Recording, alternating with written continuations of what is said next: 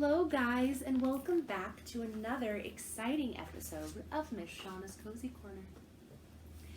So my thumb is still injured sadly, so we won't be able to do movement. We still have this beautiful poetry book to read through as well. If you guys would like me to keep doing poetry over movement, let me know in the comments below, or if you're my students, write it down on your on your writing activity for this, okay?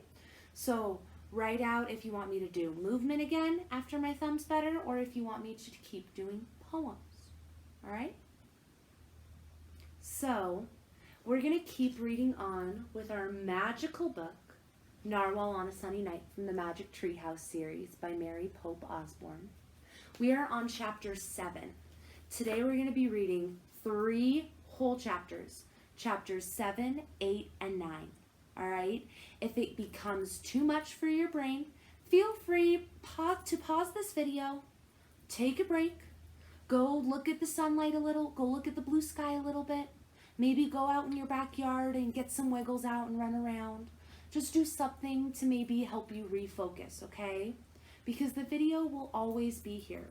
And I want you guys to do your best learning, and to do your best learning, it sometimes means you need to take a break. And that is okay. All right? And look who joined us. Bella's hanging out for right now. Little Bella. So she might want to hear the lovely story too. So let's continue on with our amazing magical book. Get your wiggles out because let's all take a quick wiggle break, okay? Before we get to sit down and read some chapters for a few minutes, okay? All right, water. Did you guys get a sip of water to help reset your brain? You feeling better too? Awesome. Let's get started on this amazing, magical book. Chapter 7, Another World. Lots of things made sense to Jack now. Erikson's clothes, his spear, calling himself a seafarer, and his story of 11 ships lost while sailing from Iceland to Greenland. Erikson rowed toward a small wooden pier near the Viking ships. When the boat reached the shore, he jumped out. "We are here," he said. Jack and Annie climbed carefully out of the boat. As Erikson tied it to the pier, Jack turned to Annie.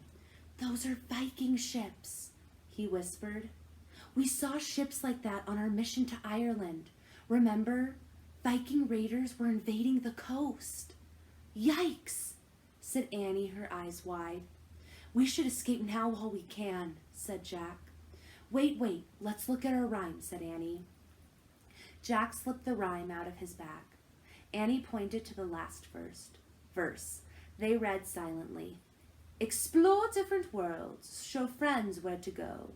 Unite all these worlds with a word that will glow." A word that will glow. What? "I think we're doing what Morgan wants," Annie said. "We explored the world of seals and orcas and narwhals, and now this world, the Viking world." "But what about," Jack started. "Shh," said Annie. Erikson had finished tying up the boat. Jack put the rhyme back into his bag. "Follow me," Erikson said. Even though he was still limping, Erikson walked faster than Jack and Annie. He bounded across the rocky shore and started up a hill. Jack and Annie hurried after him. Soon they could see a cluster of buildings over the crest of the hill. There was a long wooden house and smaller thatched huts and several barns. Let me reread that. There was a long wooden house and smaller thatched huts and several barns. A few people were working in the chilly sunlight. They were all dressed in several layers of clothing. Women were hanging clothes to dry. Men were stacking wood. A boy was leading cows to a barn. A few girls were feeding hogs and ducks. Chickens and dogs wandered about. I would love to see all those animals. You guys know how much of an animal lover I am. Oh my goodness, my heart would soar. Suddenly the dogs began to bark. Everyone looked around. A woman cried out and pointed at Jack and Annie. Two brown and white dogs bolted down the hill, barking ferociously. Erikson shouted a command. The dogs stopped barking. A tall, burly man strode down the slope. "My father," said Erikson.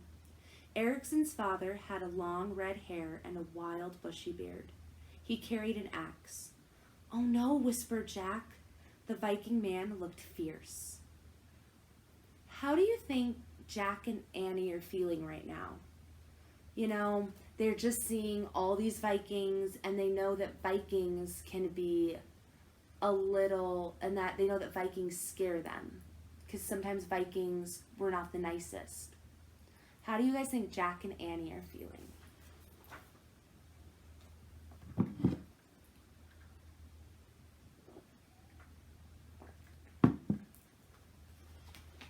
"Wait here," Erikson ordered Jack and Annie, leaving them with the dogs. He limped to his father. Jack nervously watched him speak to the wild-looking man. How are you guys doing today?" Annie asked the dogs. The dogs barked. "Oh, you're just pretending to be scary," she said. The dogs tilted their heads, then started to pant. Their tails were wagging. Annie laughed and held out her hand for the dogs to sniff. Their sniffing quickly turned into licking. Erikson and his father walked down to Jack and Annie. "This is my father, Erik," said the boy. "He is the chieftain here." Chieftain. Do you guys know what the word chieftain means? What do you guys think that means? It's kind of a big word.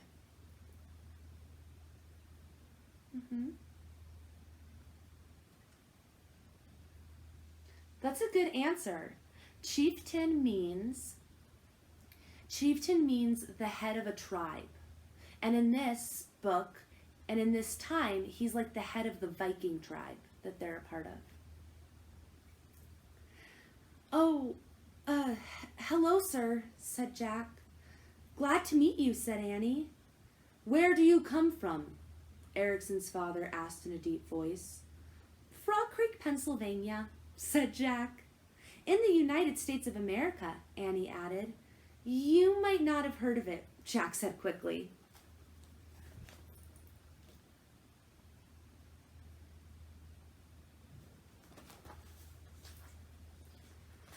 "No, I have not. Where is that?" Erik asked gruffly. "It's on the continent of North America," said Annie. Oh no, thought Jack. He knew the Vikings hadn't heard of the United States or North America. In Erik's time, the United States wouldn't be a country for another 700 years. But Erik just nodded. So you are from far away," he said.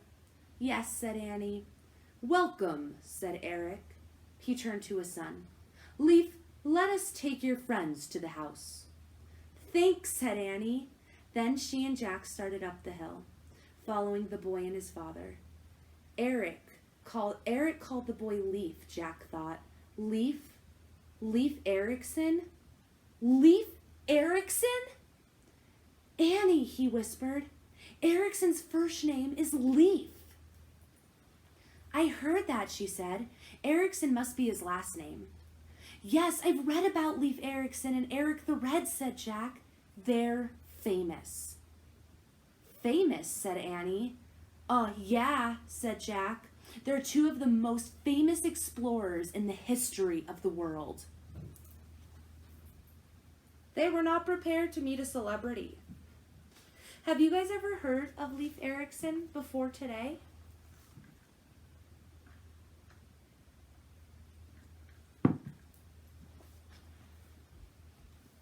Chapter 8, Around the Fire.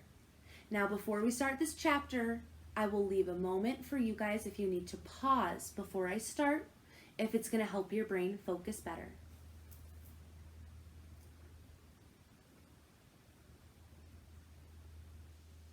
All right. Now that we're all refocused, or was just hanging out for a minute, let's start chapter 8. "Are you serious?" said Annie. "Leif was the first European to step onto the North American continent," said Jack. 500 years before Christopher Columbus. No way, breathed Annie. Yes way, said Jack. Come along, Eric called from farther up the hill. Annie and Jack hurried to catch up with Leaf and his father. So you're Eric the Red and Leif Erikson, Annie asked excitedly. Yes, Eric said. Before Annie could say more, Jack changed the subject. Why did you decide to live here in Greenland? He said. I wanted a new life, Eric said. People call us pirates, but I am a seafarer who searches for safe harbors where I can live with my family. I have found one here at the edge of the world. I named it Greenland. Why? Asked Annie.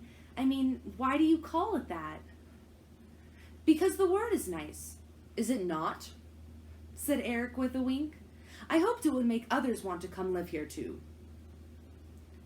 The small group of people watched as Jack and Annie climbed to the top of the hill with Leif and Eric. One woman in the group stepped forward. She had long blonde braids and a kind face. Who are these children, my son? She said to Leif. My new friends, Jack and Annie, said Leif. They've come from far away. Leif's mother smiled. Welcome, Jack and Annie.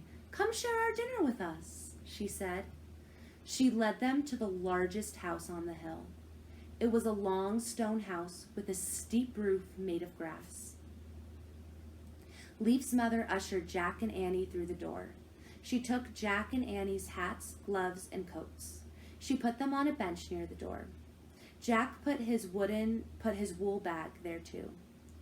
The Viking house was dark and warm inside, lit only with oil lamps. The windowless house was one long, narrow room. In the center was a fire pit. Smoke rose through a hole in the roof.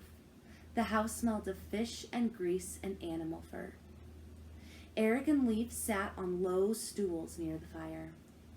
Sit, warm yourselves, Eric said. Jack and Annie sat down with them. Leif's mother stirred a black pot over the fire. Then she ladled food into the stone bowls and gave them to everyone, along with wooden spoons. Wow, dishware is very different back then. It must have been hard for him to make glass plates or plastic plates like we have. I don't even think it was invented yet. Thank you, said Jack and Annie. The food in the bowl looked like a milky gray mush. Jack was afraid to taste it, but when he did, he actually liked it. It tasted like oatmeal. Did you sail here with your family and friends? Eric asked them as they ate. No, it's just us, said Annie. Jack and me. But how is that possible? Said Eric. How did two children find their way here alone? Well, Jack didn't know what to say. We have a map, said Annie.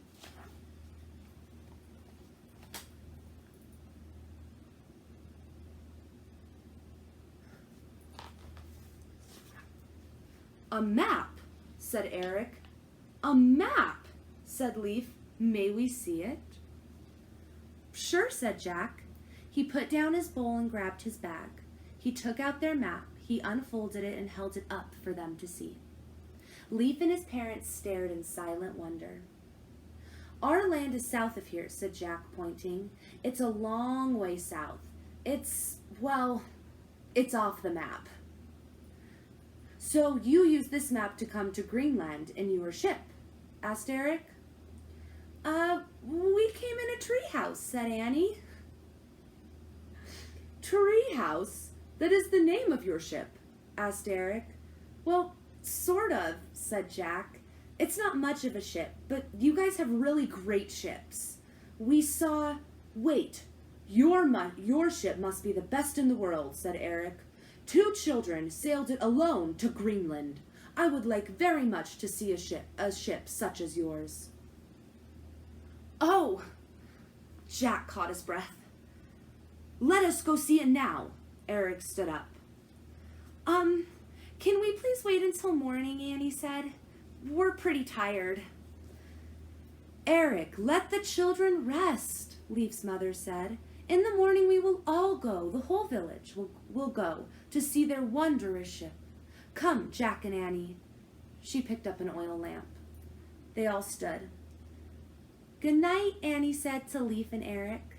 Jack put their map back into his bag. Then he and Annie followed Leaf's mother to a shadowy end of the house. You may sleep here, she said. She pointed to 2 fur-covered benches against the wall. Thank you, said Annie. She and Jack climbed onto the benches, and Leaf's mother covered them with more soft furs. Rest well, she said. Keep the lamp burning, so you will not be afraid. She put the oil lamp on a small table. Then she left them. Jack and Annie whispered. Oh, Jack, Annie whispered. We don't have a ship to show them. I know, he said. We'd better leave soon. After everyone goes to bed, we can sneak away. Right, said Annie. We can borrow Leaf's rowboat. She yawned. It'll be dark outside, said Jack, trying to keep his eyes open. How will we find our way? We can worry about that later, said Annie. Right, said Jack, closing his eyes. Let's just rest until Leaf and his parents go to bed. Stay awake. Don't go to... Before Jack could say sleep, he dropped off to sleep.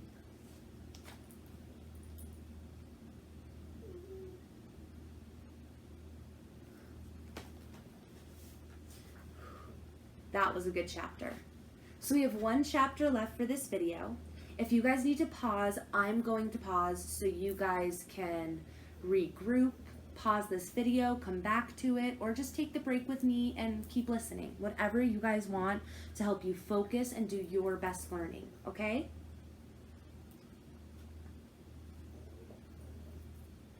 Hi, Belle. Belle is sure taking a nice rest for this.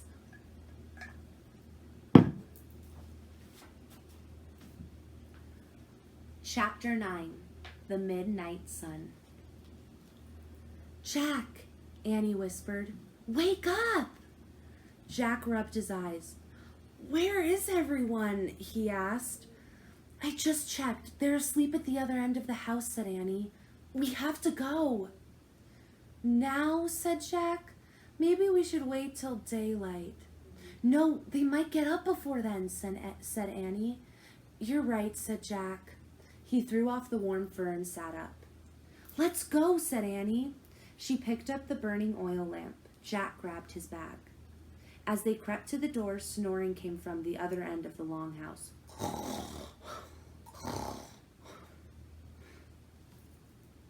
They stopped at a bench by the door. In the dim light of the lamp, they put on their coats and hats and mittens. We should write a note to Leaf, whispered Jack. Good idea, said Annie. Jack pulled out his notebook and pencil from his bag. How's this, he whispered, as he wrote. Dear Leaf, we had to leave suddenly. We are borrowing your rowboat to go back to the bay. We will leave it where we met you. Many thanks to you and your family. Perfect, said Annie. And let's leave him our map since he liked it so much. Good idea, breathed Jack. He tore the note from his notebook and placed it on the bench with their map. Jack and Annie pulled on their gloves. Then Annie opened the door and they slipped out of the house. It was freezing outside, but to Jack's surprise, it was sunny. What time is it? He said. I thought it was night. Me too, said Annie, but no one's around, not even the dogs. Hurry! Jack and Annie took off down the hill. In the cold, windy sunlight, they hurried to the shore. Small waves were splashing against the moored Viking ships. Leaf's rowboat was tied to the pier near them.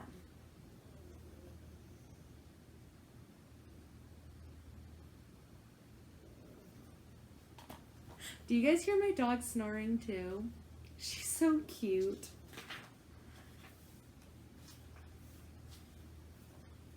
Jack and Annie stepped onto the pier, and Jack untied the rope. Just as he and Annie were about to climb aboard, someone yelled, "Stop!" "Oh no," said Annie. Leaf was limping down the hill toward them. He held their note and map in his hand. "I heard you leave," he called. "Then I read your message. I must take you to your ship. It is not easy to row in windy waters." "But your knee still hurts, I can tell," said Annie. Leaf shrugged. That is not important. That is so not important," he said. "We should go quickly so I can return before morning." "Morning? I thought it was morning now," said Jack. "It is close to midnight," Leaf said.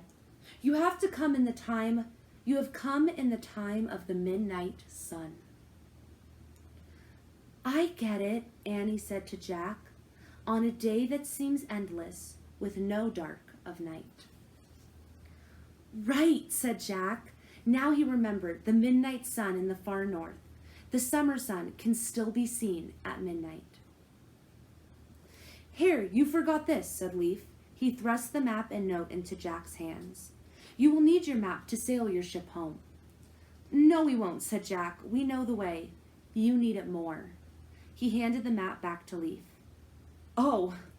Leaf stared at the map as if it were made of gold. "I cannot believe you would give this to me," he said in a hushed voice. "Thank you very much." "No problem," said Annie. Leaf smiled. "Let us go," he said. Jack put the note into his coat pocket. Then he and Annie climbed aboard. Leaf sat across from them. He began rowing through the choppy water. "Tell me about your land," he said. "What is it like?" "It has everything," said Annie.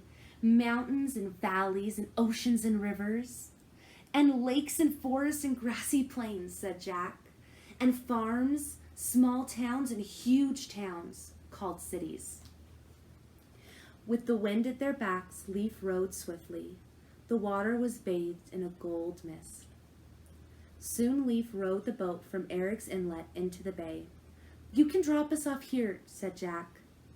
He pointed to the shore where they had saved the narwhal. "But where is your ship?" asked Leaf.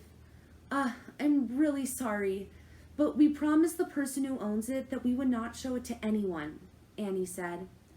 "I understand," said Leaf, nodding. "We must always honor our promises." "You should hurry home before your mom and dad wake up," said Annie. "They'll be worried if they find you missing." "Yes," said Leaf, smiling. "They will think I have sailed away with you. They know I am eager to travel to far away places." Leaf rowed to the shore, and Jack and Annie hopped out of the boat. "Goodbye," said the Viking boy. "I thank you again for your map. I promise I will make good use of it." "And I promise you will have great success," said Jack. "Do you think so?" said Leaf. "Absolutely," said Annie. Leaf raised his arms above his head and clenched his fist. "Yay!" he said. Jack and Annie laughed. Leaf waved goodbye. Using his oars, he pushed his boat offshore.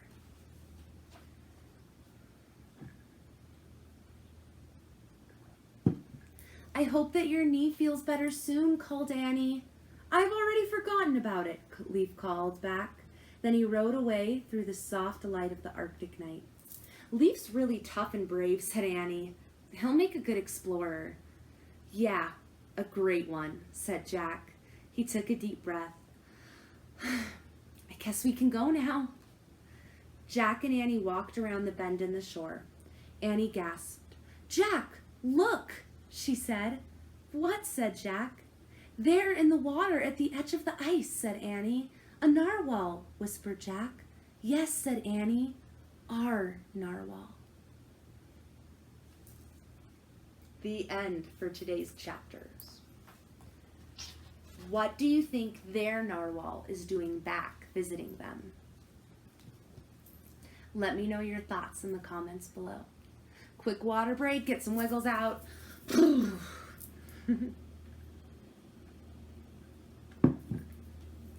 And we'll read our next poem in our beautiful poetry book, Where the Sidewalk Ends, the Poems and Drawings of Shel Silverstein.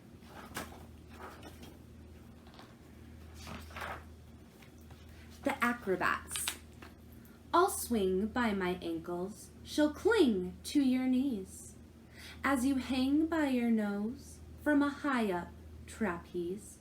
But just one thing, please. As you float through the breeze, don't sneeze. That's a super silly poem. It's that poem right here.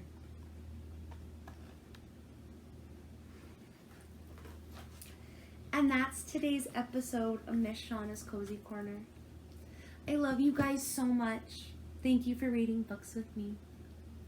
Bella loves you too, even though she's taking a little nap. Have a good night, everyone, or a good day, whatever time of day you're watching this. I love you guys.